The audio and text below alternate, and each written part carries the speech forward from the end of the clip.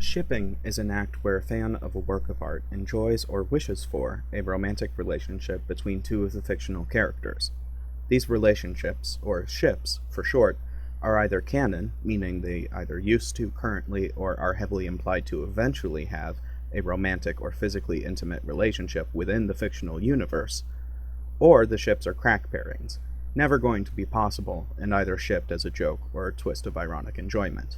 Of course, this is more of a spectrum than a binary, and pairings can change how canon they are throughout the continuation of the show. Shipping often results in metatextual analysis, fan fiction, fan art, and general enthusiasm. I suppose now is as good a time as any to add caveats to that definition. There are ships that are more than just two characters. There are ships where people actually don't want it but ship it ironically. And worst of all, not all of the ships are fictional characters. It could be a video of its own, but you should not ship actual people, like actors and celebrities. At best, it's creepy, and at worst, it's very disrespectful and leads into greater offenses like stalking and harassment. Anyways, shipping has a long history, even if the terminology is relatively new. A lot of people take their ships seriously, and some good art has been made out of it. That said, there's one very common trend I've noticed in popular online shipping, in which abusive, all-white relationships are preferred over loving, caring, interracial relationships. Be it through physical abuse, verbal abuse, non-consent, incest, or literal attempted murder, there's a huge portion of a lot of fan bases that would rather have an abusive relationship be glorified than an interracial relationship exist. Don't believe me? Well, let's list a few.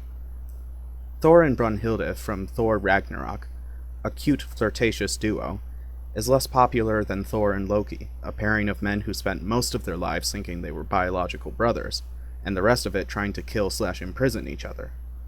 Rick and Michonne from AMC's The Walking Dead are lovingly, passionately invested in each other's lives, but most fic-writing fans prefer Rick to be invested in Negan, the man who tried to kill his kid. Iris and Barry in The Flash are the sweet, charismatic power couple of the Arrowverse, and admittedly the most popular ships for each other. But there is a very vocal minority who think Barry really loves Caitlin, even though the only times they have been romantic are either when one of them is drunk, or turned evil and assaults the other, or is literally not even Barry, but a shapeshifter.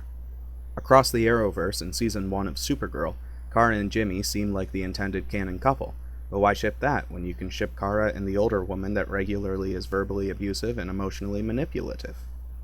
Phileas Fogg loves and marries Aouda in Around the World in 80 Days, being one of the most famous interracial romances in the 19th century literary canon, so naturally adaptations of the story throw out Aouda in favor of made-up white women, the most popular among fic writers being Phileas's literal cousin. Jessica Jones and Luke Cage from Jessica Jones and Luke Cage are admittedly dysfunctional, but at least they're not as bad as Kilgrave, the man that raped Jessica, and is still preferred by a huge portion of the fanbase. Thank you, The Mandalorian Wolf, for informing me of that one. While we're in the MCU, Peter Parker has a crush and brief relationship with Liz Toombs, some cute antagonism with Michelle Jones, and an adorable friendship with Ned Leeds. But the most popular ship for the sophomore in high school is with clearly adult and non-Predator Tony Stark. Post-Disney buyout Luke Skywalker from Star Wars has two canon love interests, in Nakari Kellen and Preeti, who are coded as Black and South Asian, respectively, though fans on sites like AO3 seem to prefer he be with Leia, his sister. And while we're in Star Wars, Finn and Rey are a pair of outlaws that quickly form bonds of friendship, share intense chemistry, and do their best to find and save each other. And the majority of the fic-writing community ship Rey with Kylo Ren, the man coded as a neo-Nazi who tortured her. Now this is a lot, and the question is, why? Now the first answer that may pop to mind is that this is because of racism, and that's the right answer, but in fairness let's address some arguments that shippers use to defend their choices. First of all, race aside, I refuse to listen to anyone that suggests rape, incest, or pedophilia should be ever read as romantic. I'm not addressing these ships in terms of legitimization, and I recommend those that think relationships between adults and minors should be acceptable get the help that they need. I recognize that fiction is not the same thing as real life, but I also think that fiction can have an impact on real life, and it shouldn't be something that's legitimized or normalized through fiction. Secondly, I am also throwing out the obviously racist argument of saying the white villains are more attractive. Thankfully, this is less popular, but I have seen arguments that it would be ridiculous for producers to cast two attractive people and not have a romance. That's garbage, as this is always claimed when the lead character of color is classically handsome or beautiful. Pretending that a preference for light skin isn't obviously racist is nonsense, and I want to address it and drop it, since it isn't always touted. Again, thankfully. Okay, apart from that, I'm willing to address two of the more legitimate arguments used by these shippers. First is that shipping these relationships requires a closer reading of the material, and if you look past the surface, are the hidden messages suggesting further meaning?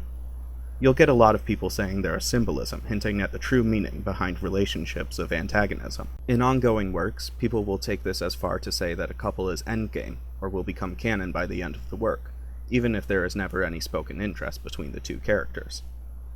Hey, Rick and Negan both really want to kill each other, right? But all that subtext over Lucille, huh? Honestly, this is probably the least racist reason I've heard, and even though I disagree with it, I recognize why people find that kind of analysis fun. People make considerable money on YouTube by overanalyzing things like video games, and this could potentially be the same thing. I just think one needs to be careful. Sometimes you can spend so much time analyzing how a feather is waterproof that you never learn that the duck can fly. A story isn't always straightforward, true, but if you miss the morals and messages behind the actual romances because you're too busy extrapolating from antagonism, you've done yourself a disservice, trading in enjoyment of wholesome content for perceived cleverness. It also can lead to the real-life conclusion about whether or not abuse is okay, and so I would recommend caution when shipping any abusive relationship.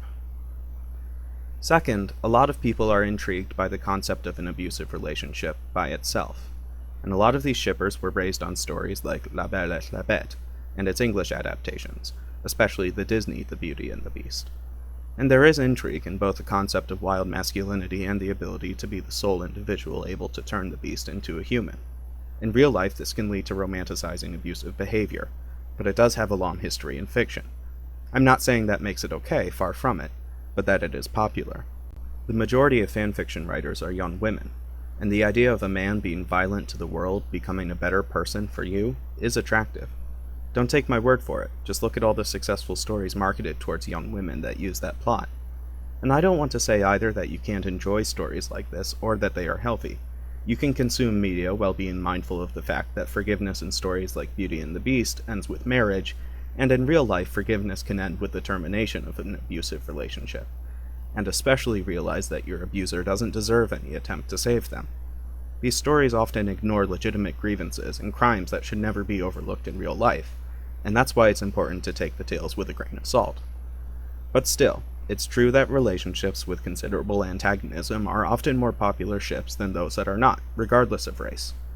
Fans of the Harry Potter film series, at least the ones that write fics online, have overwhelmingly shipped Hermione with Draco over Ron.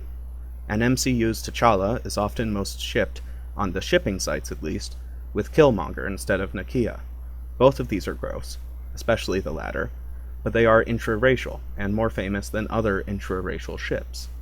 Here's the problem though, and pay attention to pronunciation here, because these sound similar. Abusive intraracial relationships are more popular than healthy interracial relationships. Abusive intraracial relationships are not always, but often are, more popular than healthy intraracial relationships. But abusive interracial relationships are not more popular than healthy intraracial relationships. Remember in my video, and then comments on said video on The Last Jedi, where I said there is a racist stereotype of Eastern Asian women being violent? Well, here's where I see it most often.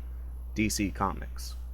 Talia is abusive to Batman, who is still most often shipped with Catwoman.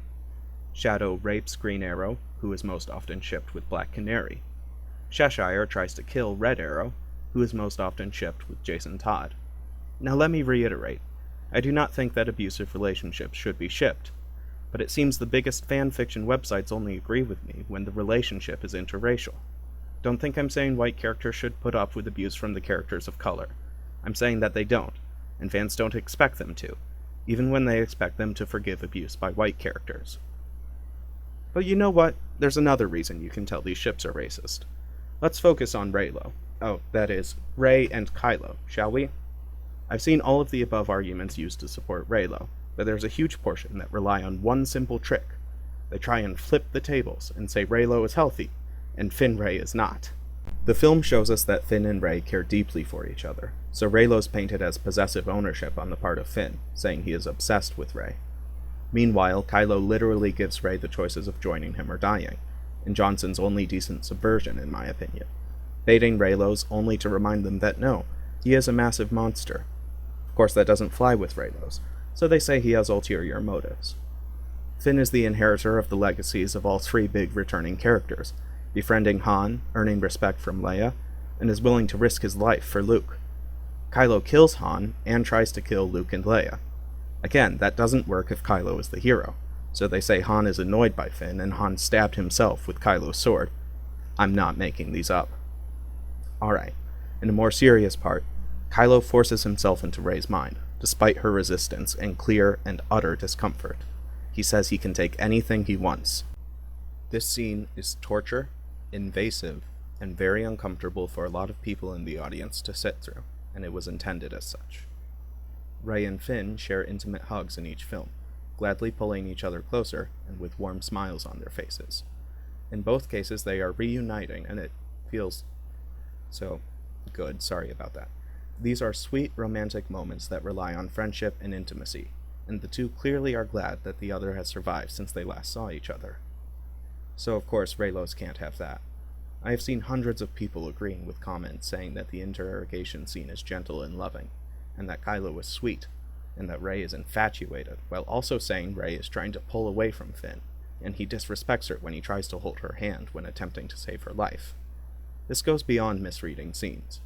Not every Reylo out there goes to such lengths, and some are content with their earlier points. But at this point, with this level of distortion and lying, Reylos that do this are being racist. And if you want proof, consider this final thing, this one last common Reylo tactic. Photoshopping Adam Driver over John Boyega.